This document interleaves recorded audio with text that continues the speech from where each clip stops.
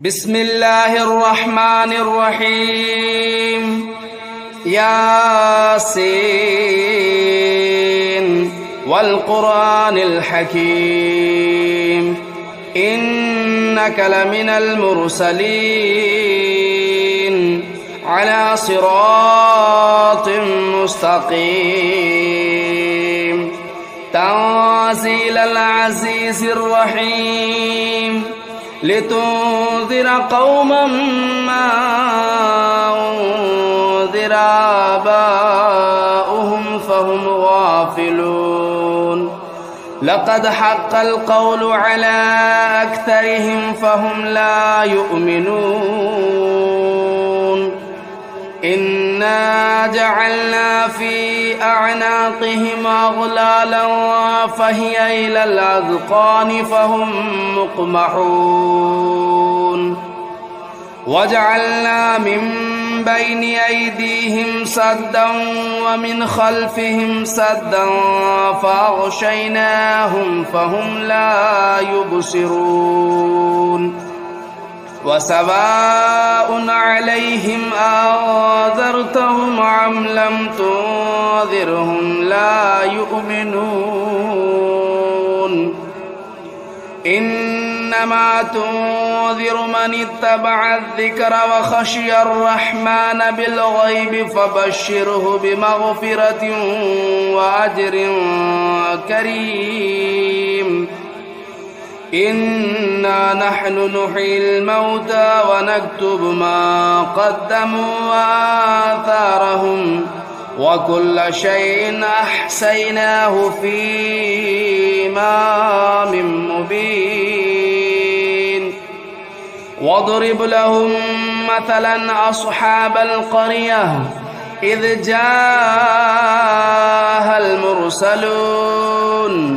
إذا أرسلنا إليهم اثنين فكذبوهما فعززنا بثالث فقالوا إنا إليكم مرسلون قالوا ما أنتم إلا بشر مثلنا وما أنزل الرحمن من شيء إن أنتم إلا تكذبون قالوا ربنا يعلم إنا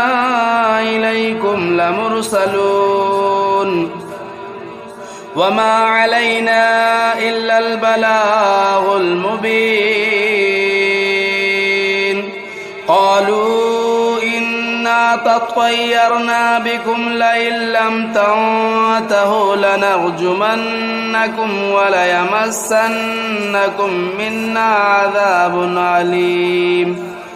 قالوا طائركم معكم أئن ذكرتم بل أنتم قوم مسرفون وجاء من أقصى المدينة رجل يسعى قال يا قوم اتبعوا المرسلين اتبعوا من لا يسألكم أجرا وهم مهتدون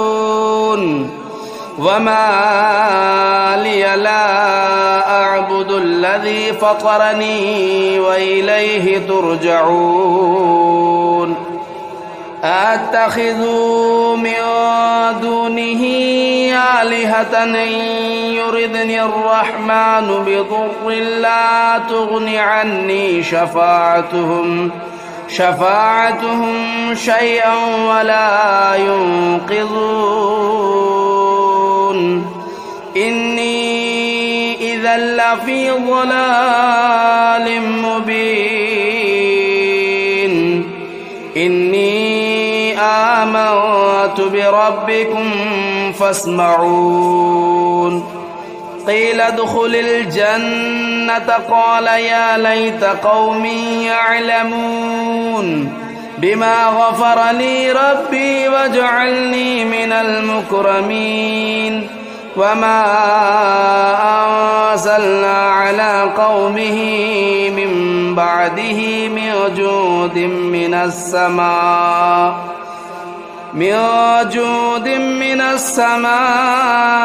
وما كنا منزلين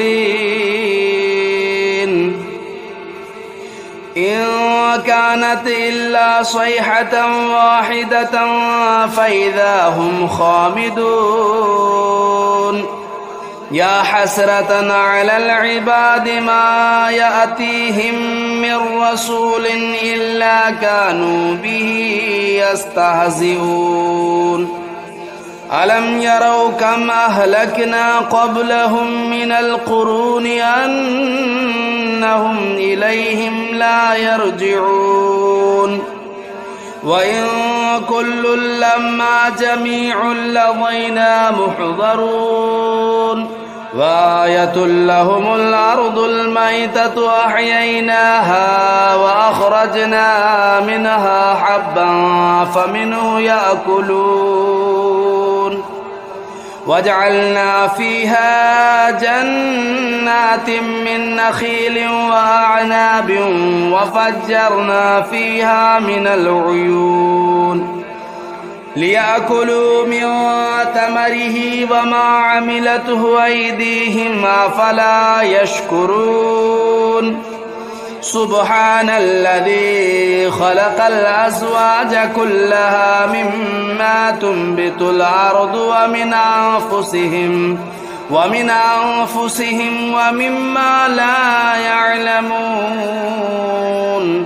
وآية لهم الليل نسلخ منه النهار فإذا هم مظلمون والشمس تجري لمستقر لها ذلك تقدير العزيز العليم والقمر قدرناه منازل حتى عاد كالعرجون القديم لا الشمس ينبغي لها أن تدرك القمر ولا الليل سابق النهار وكل في فلك يسبحون وآية لهم أنا حملنا ذريتهم في الفلك المشحون وخلقنا لهم من مثله ما يركبون وإن نشأ نغرقهم فلا صريخ لهم ولا هم ينقذون إلا رحمة منا ومتاعا إلى حين وإذا قيل لهم اتقوا ما بين أيديكم وما خلفكم لعلكم ترحمون وما تأتيهم من آية من آيات ربهم إلا كانوا عنها معرضين وإذا قيل لهم أنفقوا مما رزقكم الله قال الذين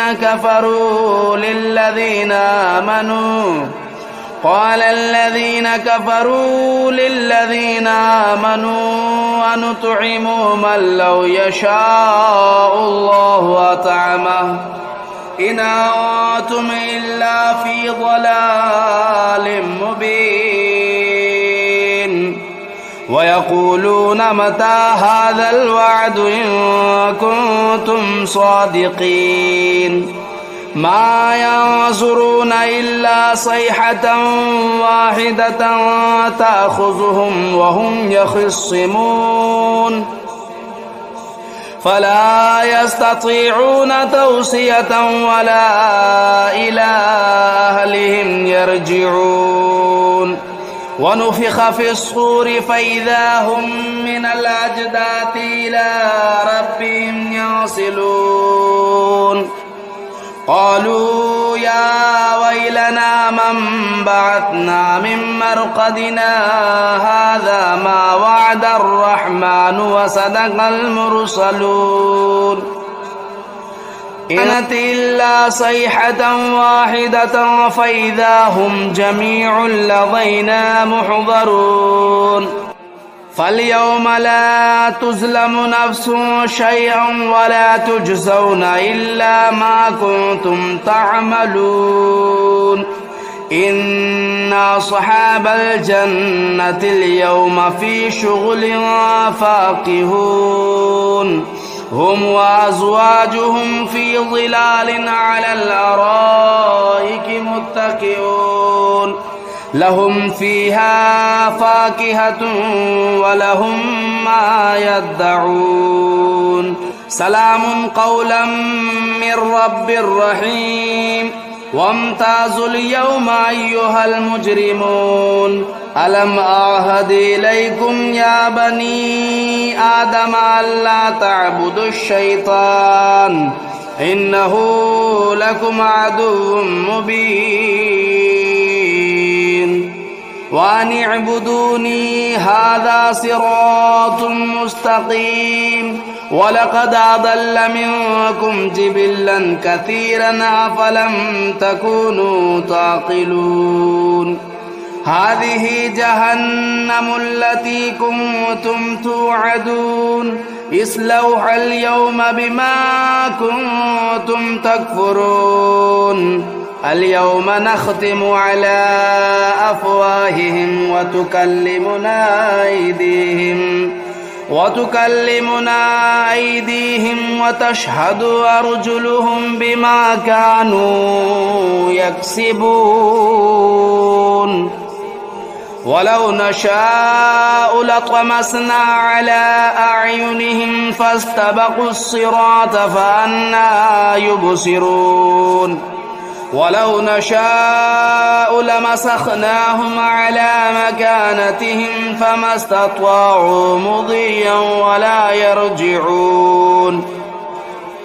ومن نعمره ننكسه في الخلق أفلا يعقلون وما علمناه الشعر وما ينبغي له إن هو إلا ذكر وقرآن مبين لينذر من كان حيا ويحق القول على الكافرين أولم يروا أنا خلقنا لهم مما عملت أيدينا أنعاما فهم لا مالكون وذللناها لهم فمنها ركوبهم ومنها يأكلون ولهم فيها منافع ومشارب أفلا يشكرون واتخذوا من دون الله آلهة لعلهم ينصرون لا يستطيعون نصرهم وهم لهم جند محضرون فلا يحزنك قولهم إنا نعلم ما يسرون وما يعلنون أولم ير الإنسان أنا خلقناه من نطفة فإذا هو خصيم مبين وضرب لنا مثلا ونسي خلقه قال من يحيي العظام وهي رميم قل يحييها الذي أنشأها أول مرة وهو بكل خلق عليم الذي جعل لكم من الشجر الأخضر نارا فإذا أنتم منه توقدون أوليس الذي خلق السماوات والأرض بقادر على أن يخلق مثلهم بلى وهو الخلاق العليم إنما أمره إذا أراد شيئا أن يقول له كن فيكون فسبحان الذي بيده ملكوت كل شيء وإليه ترجعون بسم الله الرحمن الرحيم الرحمن علم القرآن خلق الإنسان علمه البيان الشمس والقمر بحسبان والنجم والشجر يسجدان والسماء رفعها ووضع الميزان ألا تطغوا في الميزان وأقيموا الوزن بالقسط ولا تخسروا الميزان والأرض وضعها للأنام فيها فاكهة والنخل ذات الأكمام والحب ذو العصف والريحان فبأي آلاء ربكما تكذبان خلق الإنسان من صلصال كالفخار وخلق الجان من مارج من نار فبأي آلاء ربكما تكذبان رب المشرقين ورب المغربين فبأي آلاء ربكما تكذبان مرج البحرين يلتقيان بينهما برزخ لا يبغيان فبأي آلاء ربكما تكذبان يخرج منهما اللؤلؤ والمرجان فبأي آلاء ربكما تكذبان وله الجوار المنشآت في البحر كالأعلام فبأي آلاء ربكما تكذبان كل من عليها فان ويبقى وجه ربك ذو الجلال والإكرام فبأي آلاء ربكما تكذبان يسأله من في السماوات والأرض كل يوم هو في شأن فبأي آلاء ربكما تكذبان سنفرغ لكم أيها الثقلان فبأي آلاء ربكما تكذبان يا معشر الجن والإنس إن استطعتم أن تنفذوا من أقطار السماوات والأرض فانفذوا لا تنفذون إلا بسلطان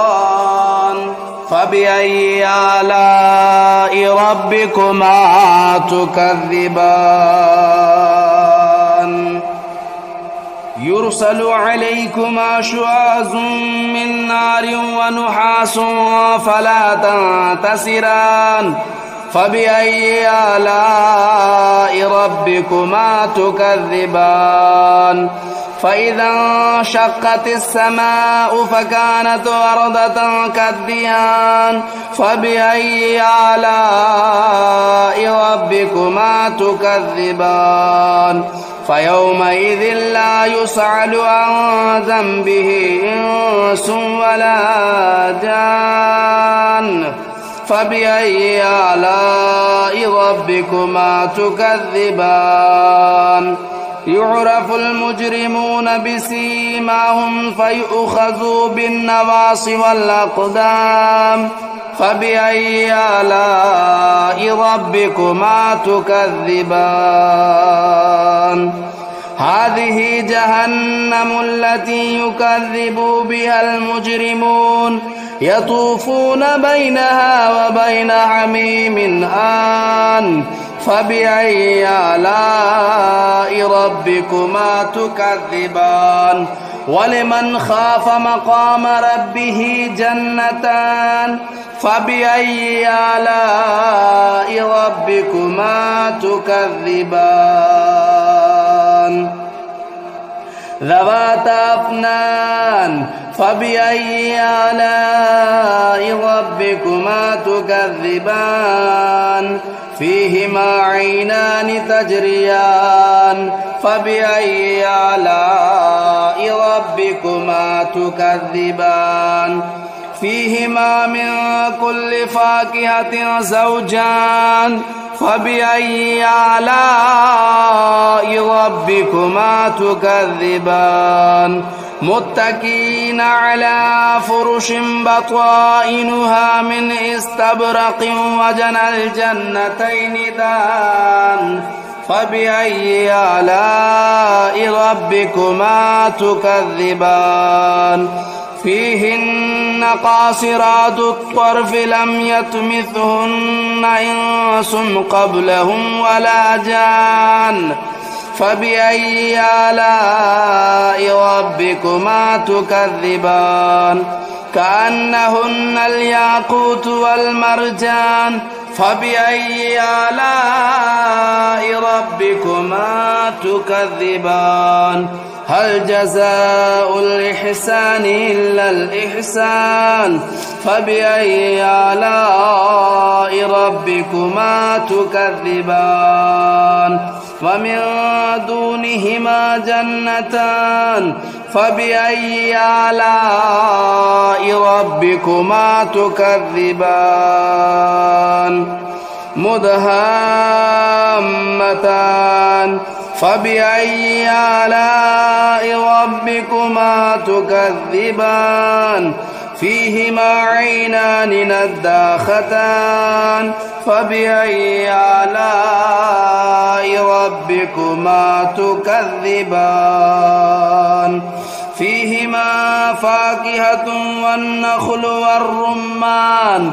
فبأي آلاء ربكما تكذبان فيهن خيرات حسان فبأي آلاء ربكما تكذبان حور مقصورات في الخيام فبأي آلاء ربكما تكذبان لم يطمثهن إنس قبلهم ولا جان فبأي آلاء ربكما تكذبان متكئين على رفرف خضر وبخري حسان فبأي آلاء ربكما تكذبان تبارك اسم ربك ذو الجلال والإكرام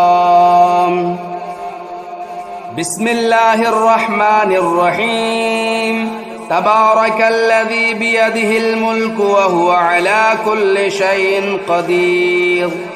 الذي خلق الموت والحياة ليبلوكم أيكم أحسن عملا وهو العزيز الغفور الذي خلق 7 سماوات طباقا ما ترى في خلق الرحمن من تفاوت فارجع البصر هل ترى من فطور ثم ارجع البصر كرتين ينقلب إليك البصر خاسئا وهو حسير ولقد زينا السماء الدنيا بمصابيح وجعلناها رجوما للشياطين وأعتدنا لهم عذاب السعير وللذين كفروا بربهم عذاب جهنم وبئس المصير إذا ألقوا فيها سمعوا لها شهيقا وهي تفور تكاد تميز من الغيظ كلما ألقي فيها فوج سألهم خزنتها ألم يأتكم نذير قالوا بلى قد جاءنا نذير فكذبنا وقلنا ما نزل الله من شيء إن أنتم إلا في ضلال كبير وقالوا لو كنا نسمع أو نعقل ما كنا في أصحاب السعير فاعترفوا بذنبهم فسحقا لأصحاب السعير إن الذين يخشون ربهم بالغيب لهم مغفرة وأجر كبير وأسروا قولكم أو اجهروا به إنه عليم بذات الصدور ألا يعلم من خلق وهو اللطيف الخبير هو الذي جعل لكم الأرض ذلولا فامشوا في مناكبها وكلوا من رزقه وإليه النشور أأمنتم من في السماء أن يخسف بكم الأرض فإذا هي تمور أم أمنتم من في السماء أن يرسل عليكم حاصبا فستعلمون كيف نذير ولقد كذب الذين من قبلهم فكيف كان نكير أولم يروا إلى الطير فوقهم صافات ويقبضن ما يمسكهن إلا الرحمن إنه بكل شيء بصير أمن هذا الذي هو جند لكم ينصركم من دون الرحمن إن الكافرون إلا في غرور أمن هذا الذي يرزقكم إن أمسك رزقه بل لجوا في عتو ونفور أفمن يمشي مكبا على وجهه أهدى أمن يمشي سويا على صراط مستقيم قل هو الذي أنشأكم وجعل لكم السمع والأبصار والأفئدة قليلا ما تشكرون قل هو الذي ذرأكم في الأرض وإليه تهشرون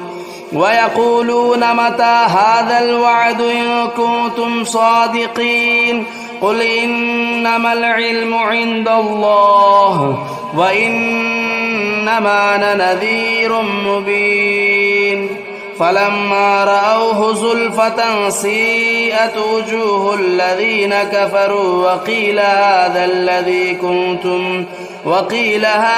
الذي كنتم به تدعون قل أرأيتم إن أهلكني الله ومن معي أو رحمنا فمن يجير الكافرين من عذاب أليم قل هو الرحمن آمنا به وعليه توكلنا فستعلمون من هو في ضلال مبين قل أرأيتم إن أصبح ماؤكم غورا فمن يأتيكم بماء معين